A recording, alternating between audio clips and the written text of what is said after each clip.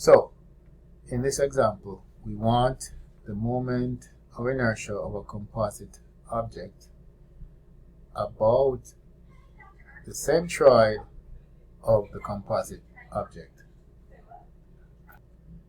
So, in this example, we want the moment of inertia of the composite body of a composite object about an axis through its centroid. Recall that the moment of inertia is defined by an integral, and integrals obey the rules of summation and subtraction.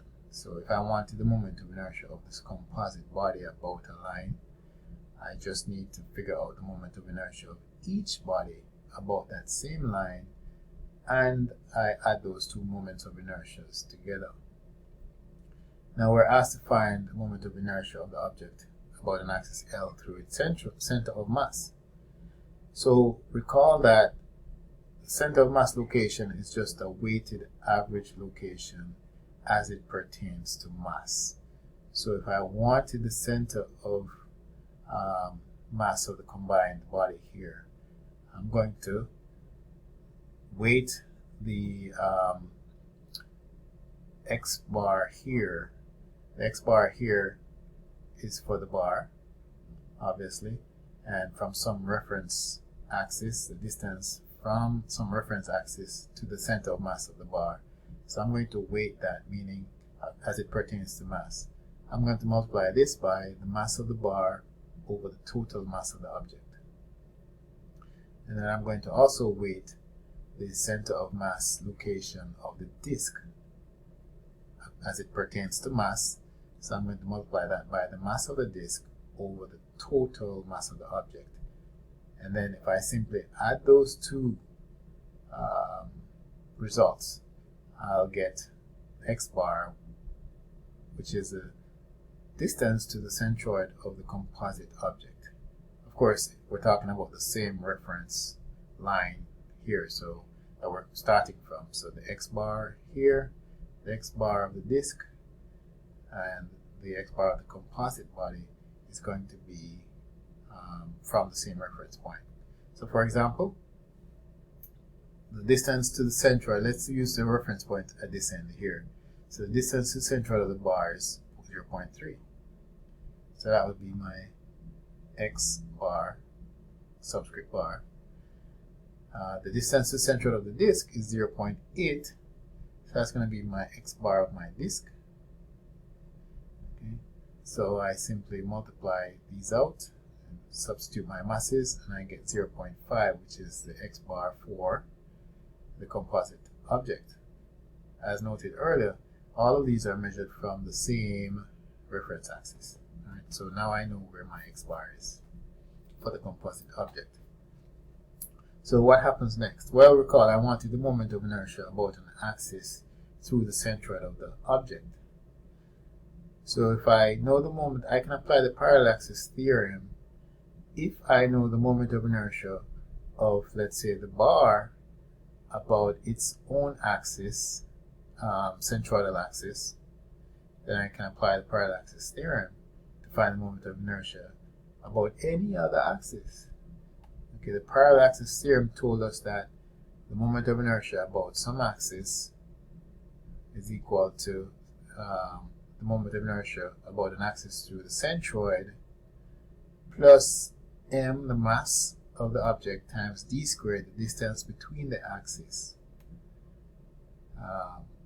And that would give me, as I said, the moment of inertia about a particular axis. Now that axis, in all cases, the parallel axis theorem only works if that other axis is parallel to the axis through the centroid, where we already know the moment of inertia.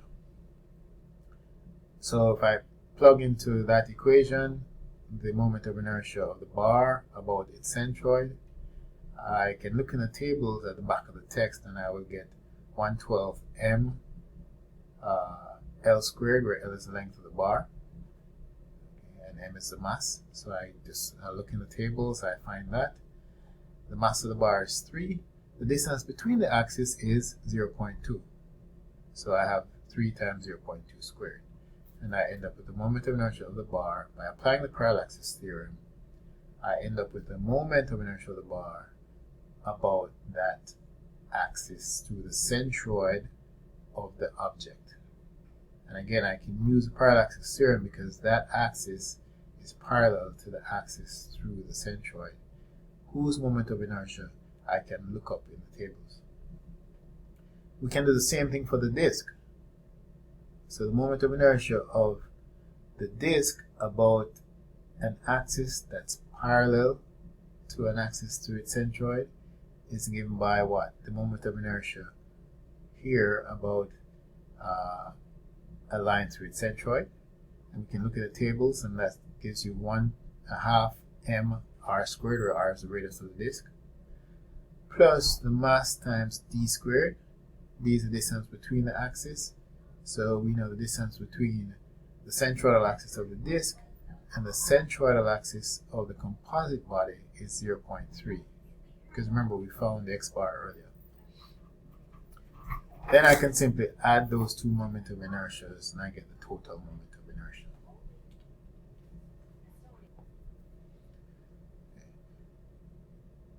Okay, so now we're moving on to energy principles as they apply to rigid bodies.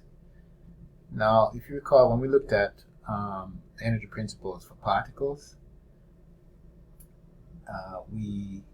when we looked at Newton's laws for particles, we said F equals ma, and there are some inertial reference frame assumptions, and also the assumption of constant mass and some other assumptions that we had in there. When we moved from particles to rigid bodies, that acceleration ended up being at the centroid of the rigid bodies. Now, how do we move from Newton's law to energy? Well, we did a dot product of both sides of Newton's second law equation. We dotted that with velocity, and you can look at the proof in the text. We already did the proof for particles. Now we can do the same thing for Newton's second law as it applies to rigid bodies, and we're going to end up with the same expression, except that the v here will be what? The velocity of the centroid, the velocity at the centroid, right? Because if my rigid body is translating and rotating, the velocity at the centroid is not necessarily the velocity everywhere else. In fact, it's not going to be the velocity everywhere else if the body is rotating. Now, we can also prove that the kinetic energy due to rotation, and you already did this in physics, is given by 1/2 I omega squared due to the rotation. So the total energy will be given by the kinetic energy due to the rotation of the body plus the kinetic energy due to the translation of the body. Now, what is this I? Well, it is I about an axis through the centroid. Okay, I about an axis through the centroid. Okay, the omega is the angular velocity. Okay. So we can prove that the principle of work and the energy applies to rigid body, very similar to how we prove that Newton's second law applies to rigid bodies. Okay, so we're not going to go through that since we already did that first proof with Newton's second law. Okay, so but it's the same principle, meaning that what? The work done, this U12 is the work done by external and internal forces and couples. Right, because we now have a rigid body, so we have to worry about the couples that cause rotation. So as the system moves between two equal positions, it's given by the change in kinetic energy. So the only difference here is what? The work done term is going to include some work done by your moments or your couples. Okay. Now, if we have rotation about a fixed point, okay, we can look at sort of the kinetic energy in two ways. Well, the kinetic energy is always going to be given by 1/2 mv squared plus 1/2 I omega squared term, where I is the moment of inertia about the centroid. an axis through the centroid.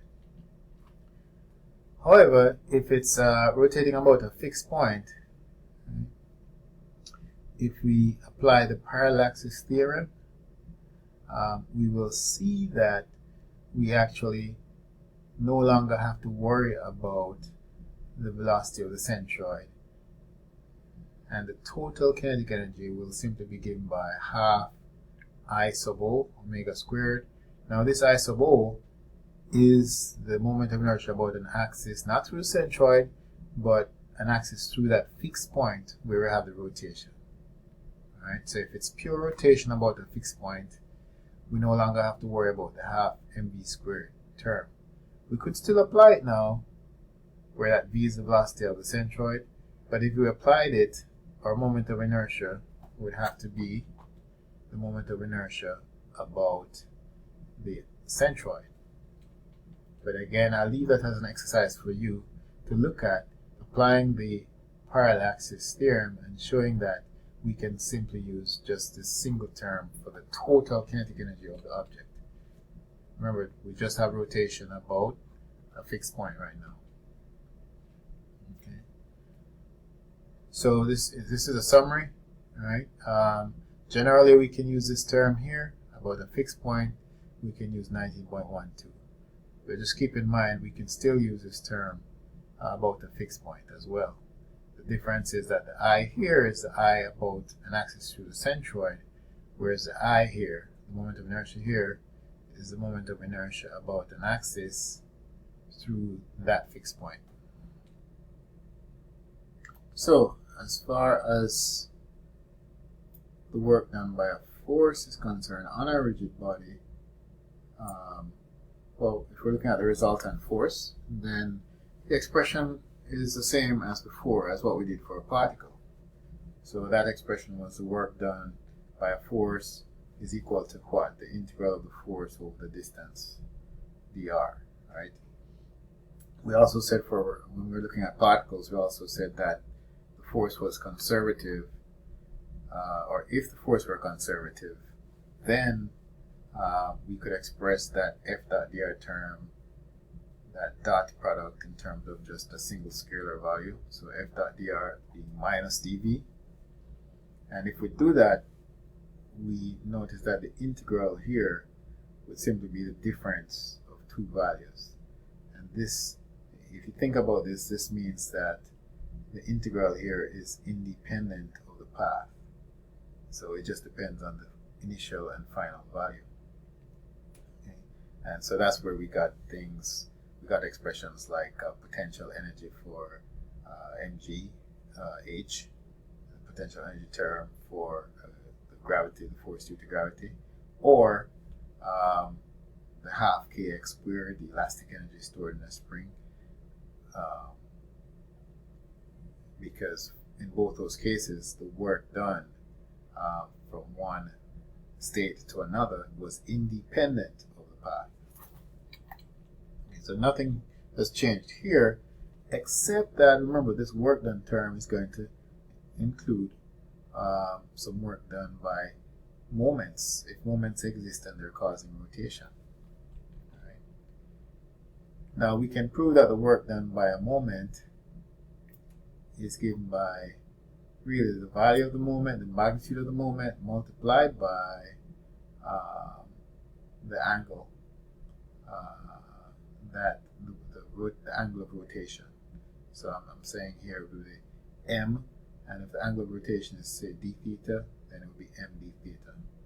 Right? And all we have to do is remember that a moment is simply the cross product of a distance and the force. And if we look at a moment here, we can divide it up into two forces, right, over a certain distance. And if we do this, the total moment here, I'm going to end up with a half d, capital D, d theta, and a half d, capital D, d theta here.